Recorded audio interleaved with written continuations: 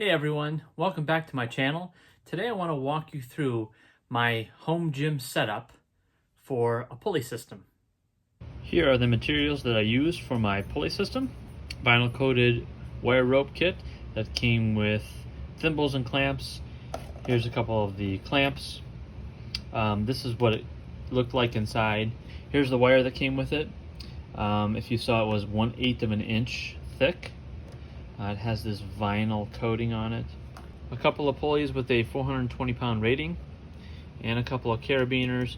I used the stainless steel ones. I don't think it really matters which one you use, but these have a rating of 280 pounds.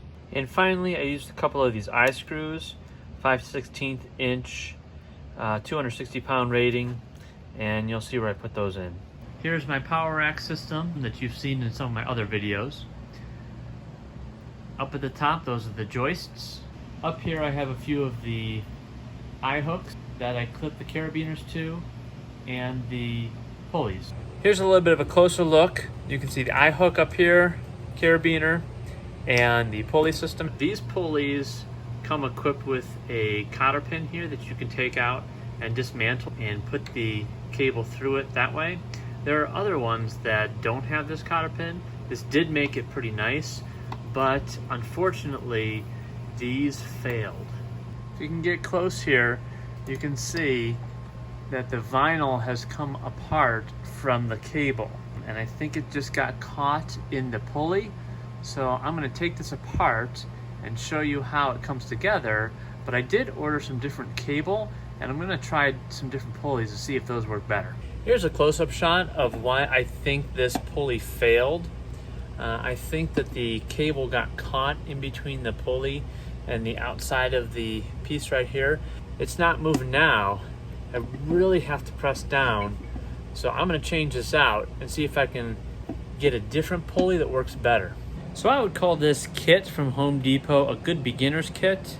It's really easy to put together. You basically wrap the cable around this piece, and then you pass both of the cables through these clamps, and then you screw the clamps down with a couple wrenches. I will do it the reverse way, take it apart, because I'm going to replace this cable. Now, taking these apart is pretty easy. There's a cotter pin here, you just pull, and then the entire assembly comes apart. Pull that out, and then you can pop out the pin and it comes out. Pin, that comes out. You can see it started to fail here. This piece is coming out and it doesn't want to go back in, and it won't spin. I was using it for about a month and they failed. These are the next kind of pulleys I'm going to try to see if they work any better. There's no cotter pin, so it's a solid assembly. So I'm going to have to take apart the cable and put it through here and then clamp it down again.